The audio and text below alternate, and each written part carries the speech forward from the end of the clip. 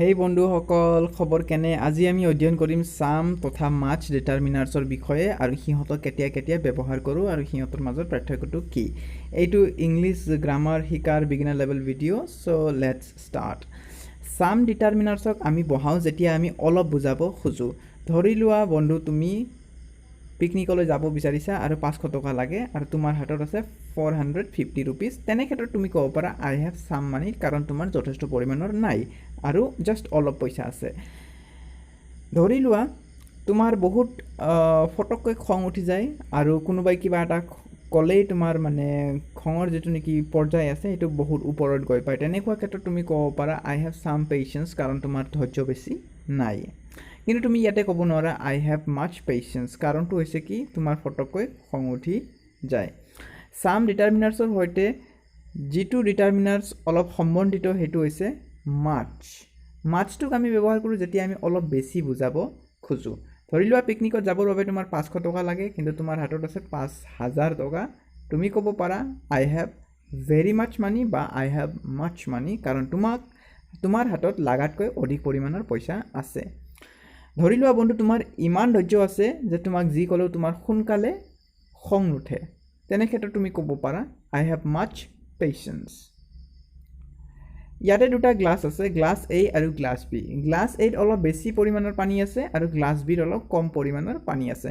ইয়াতে যদি আমি সাম আৰু মাছটো ব্যৱহাৰ কৰিব লাগে তেনেহ'লে এনেকুৱা ক'ব লাগিব যে there is much water in the glass এ। ইয়াতে ব্যৱহাৰ কৰিব লাগিব মাছ, কাৰণটো হৈছে কি ইয়াতে অলপ বেছি আছে আৰু বেছি বুজাবলৈ আমি ব্যৱহাৰ কৰোঁ মাছ। লগতে যদি গ্লাছ বিৰ কথা কওঁ তেনেহ'লে আমি ক'ম there is some water in the glass, কাৰণটো হৈছে গ্লাছ বিত অলপ কম পৰিমাণৰ পানী আছে আৰু কম পৰিমাণ বুজাবৰ বাবে আমি সাম ব্যৱহাৰ কৰিব পাৰিম। মাই ডিয়াৰ ফ্ৰেণ্ডছ, মেট্ৰিক এক্সাম বা HSLC এক্সামিনেশ্যন পইণ্ট অফ ভিউৰ পৰা যদি চাওঁ আমি, তেনেহ'লে এটা কথা মনত ৰাখিব লাগে যে সাম ডিটাৰমিনাৰ্ছৰ সৈতে কোনো এডজেক্টিভ নবহে বা এডজেক্টিভছৰ সৈতে সাম ডিটাৰমিনাৰ্ছ সাধাৰণতে নবহে যেতিয়ালৈকে এডজেক্টিভটোৰ পাছত কোনো এটা নাউন নাথাকে। যেনেকৈ হি ইজ সাম বিউটিফুল, তেখেত অলপ ধুনীয়া ক'বৰ বাবে আমি এই বাক্যটো ব্যৱহাৰ কৰিব নোৱাৰোঁ, কাৰণটো হৈছে কি বিউটিফুলৰ পাছত কোনো এটা নাউন নাই। যদি নাউন থাকিলে হয় তেনেহ'লে আমি সাম ব্যৱহাৰ কৰিব পাৰিলোঁ হয়। যেনেকৈ give me some clean water. Clean water, ক্লিনটো হৈছে এডজেক্টিভ, ৱাটাৰটো হৈছে তোমাৰ নাউন। কিন্তু আমাৰ এইটো বাক্যত যিহেতু এডজেক্টিভৰ পাছত কোনো নাউন নাই, তেনে ক্ষেত্ৰত আমি হি ইজ সাম বিউটিফুল বুলি ক'ব নোৱাৰোঁ বা এডজেক্টিভছৰ সৈতে আমি সাম ব্যৱহাৰ কৰিব নোৱাৰোঁ যেতিয়ালৈকে এডজেক্টিভছৰ পাছত কোনো এটা নাউন নাথাকে। এইটো অলপ উপযোগী ক'বৰ বাবেও আমি ইট ইজ সাম হেল্পফুল বুলি ক'ব নোৱাৰোঁ। বন্ধুসকল, ইয়াৰ পৰিৱৰ্তে আমি মাছ ব্যৱহাৰ কৰিব পাৰোঁ এডজেক্টিভছৰ সৈতে।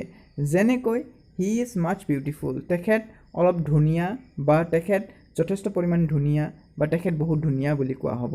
লগতে it is very much helpful বুলিও আমি ক'ব পাৰোঁ, অৰ্থাৎ এইটো যথেষ্ট পৰিমাণে উপযোগী। বন্ধুসকল, লগতে আমি যেতিয়া কোনো দুটা বস্তুক কম্পেয়াৰ কৰোঁ বা তুলনা কৰোঁ তেনেকুৱা ক্ষেত্ৰতো সাম সাধাৰণতে নবহে। যেনেকৈ তেখেত মোতকৈ অলপ বেছি ধুনীয়া ক'বৰ বাবে হি ইজ সাম মোৰ কিউট দেন মি ক'ব নোৱাৰিম। দিছ ইজ গনা বি টেৰিবলি ৰং। আমি কি ক'ব লাগিব?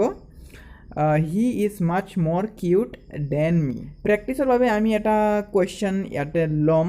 সেইটো কুৱেশ্যন হৈছে you cannot make him angry, he has this patience. বন্ধু, তোমালোকে মাছ আৰু সাম দুটাৰ মাজত কোনোবা এটাটো বহাব লাগে। ইয়াতে কৈছে তুমি তেখেতক খং উঠাব নোৱাৰা কাৰণ তেখেতৰ সাম পেচেন্স আছে নে মাছ পেচেন্স আছে। চ' অবভিয়াছলি ইয়াতে মাছ হ'ব, কাৰণটো হৈছে কি যিহেতু বেছি ধৈৰ্য আছে সেইকাৰণে তাক খং উঠাব নোৱাৰি। ছেকেণ্ড এক্সাম্পলটো হৈছে আই হেভ ডেছ মোৰ মানি দেন ইউ। ইয়াতে কম্পেৰিজন চলি আছে, তোমাতকৈ মোৰ অলপ বেছি পইচা আছে। যেতিয়া আমি দুটা বস্তু তুলনা কৰোঁ তেতিয়া আমি জানো তাতে সাম সাধাৰণতে নবহে, কি বহিব? মাছ বহিব। So thank you friends for watching this video, and in the next video I will be coming up with some previous year question papers so that we can exercise a lot to score as many marks as possible in the next HSLC examination. Thank you.